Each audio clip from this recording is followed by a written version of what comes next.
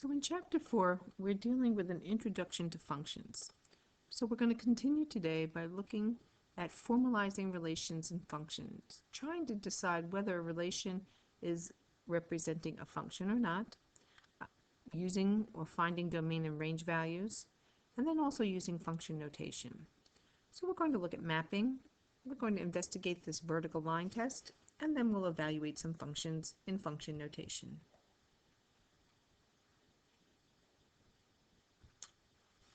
A relation is a pairing of numbers in one set that we call the domain with numbers in another set which are known as the range.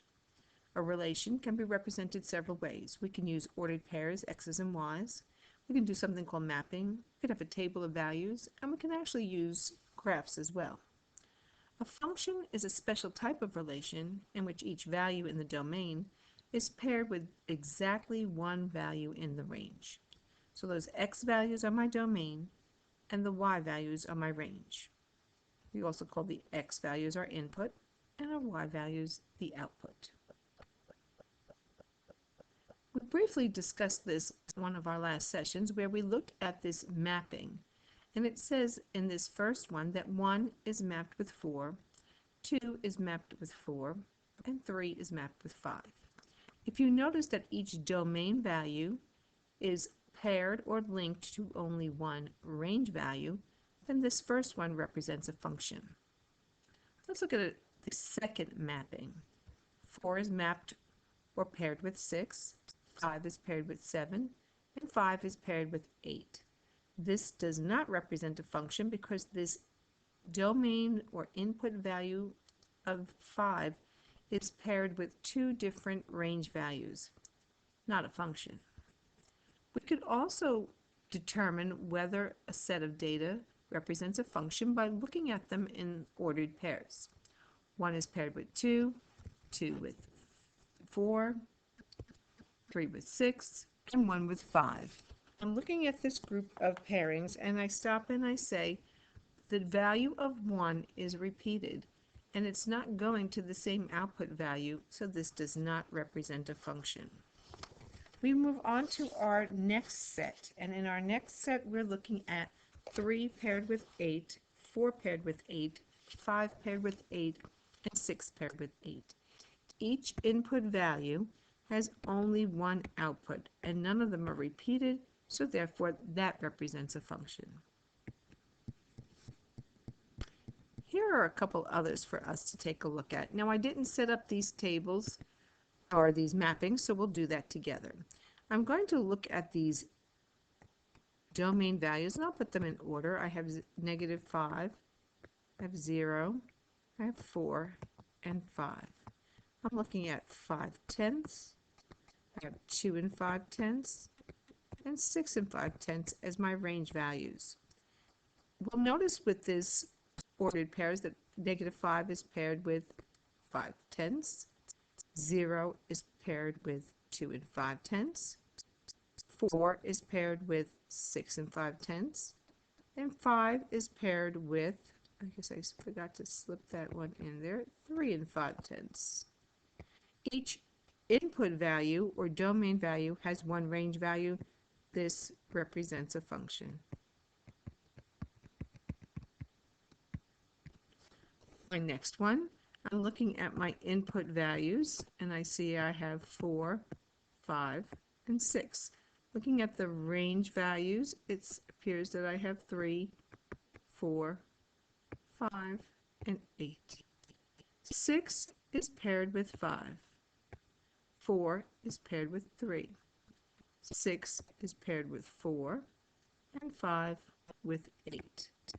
Right away, I notice that the input or domain value of 6 has two different outputs. This does not represent a function because every input is paired with exactly one output, and this one is paired with 2, not a function.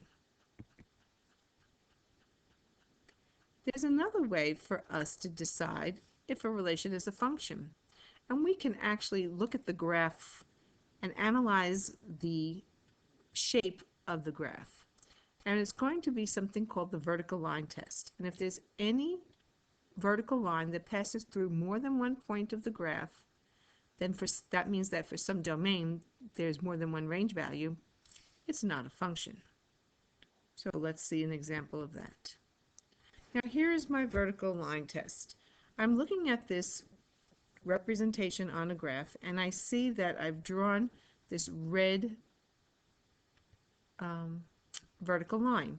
And I'm going to start scanning across, and right away I see there are 2 points here on the same line, as well as I go along there are a lot. Well, I highlighted these 2 in particular because I wanted you to see that as I'm giving the ordered pair of each of these points on this line, and actually there are 3 of them, I could say that this point here is 2, 3, and actually this point here is 2, 0, and this point here is 2, negative 3. Well, those are input or domain values that have different output values, so it doesn't represent a function. However, if I had a graph that looks something like this, okay, that is a function. It may not be linear, but it is a function, and any linear function will be considered a graph considered a function if it has only one output for every input, and if it passes the vertical line test. So then the last thing we wanted to cover in this section was function notation. We've seen functions like y is equal to negative 3x plus 1 before, and it's in what we call slope-intercept or function form. Now we're going to take the y and replace it with this special notation f at x, or f of x. And that's just the name of the function, okay? F is not a variable. It's just telling me that the name of this function is f, and we're going to evaluate it at given points, which are the x's. So looking at this, they're telling us let's evaluate this function at 2. So we're going to replace x with 2, and we're going to get negative 6 plus 1, which gives me negative 5, which tells me that when I input 2, my output is negative 5. It's telling me what point is coordinated with it. We can evaluate that same function again if f were at negative 6. So again, here's the rule. It tells me to multiply by negative 3 and then add 1. So we'll replace x with negative 6. Now again, I'm not doing anything with what's on the left here. That is the name of the function and at what point I'm evaluating. This will now give me 18 plus 1, which is 19. So when we input a value of negative 6, our output is 19. Now imagine that I have a function. This could be any kind of a function. Real-life functions exactly come into play here. A function wx is equal to 250 times x. This represents the number of words, w of x, that's the name of the function, that you can read in x minutes.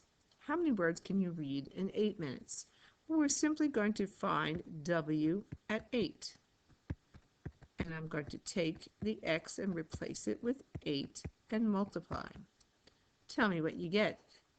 How many words can be read in 8 minutes? So there we have our ways of identifying functions. We're going to be comparing domain to range, or input to output. We know that every input value has exactly one output. And we're going to compare through mapping, ordered pairs, tables of values, and the vertical line test. So this is what we had covered today in our class, and we'll do a little practice on this topic today for our assignment.